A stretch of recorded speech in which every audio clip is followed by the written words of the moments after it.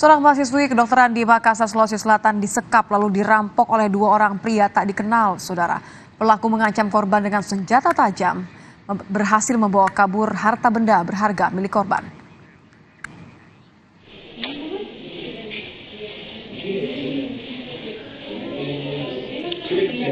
Korban tampak begitu syok setelah menjadi korban perampokan. Tidak hanya itu, pelaku yang diduga berjumlah 3 orang sempat menyekap korban. Menurut korban, pelaku mengancamnya menggunakan pisau dan obeng. Pelaku berhasil membawa kabur harta korban seperti laptop, ponsel, perhiasan emas, dan uang tunai. Itu dia kaki obeng. Diancam begitu? Diancam dengan obeng, terus sudah itu kedua diancam sama pisau, pakai pisau. Terus apa-apa saja deh yang diambil di rumah sini?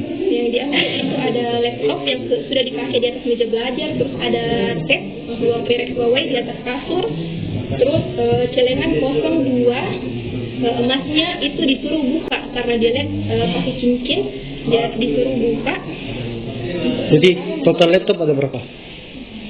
Dua laptop. HP, sama HP ada juga yang diambil yang di bawah di. Yang jelas ini pencurian dengan pemberatan karena dilakukan dalam hari lebih dari 1 orang dan mencungkil masuk ke dalam tempat dengan mahasiswa.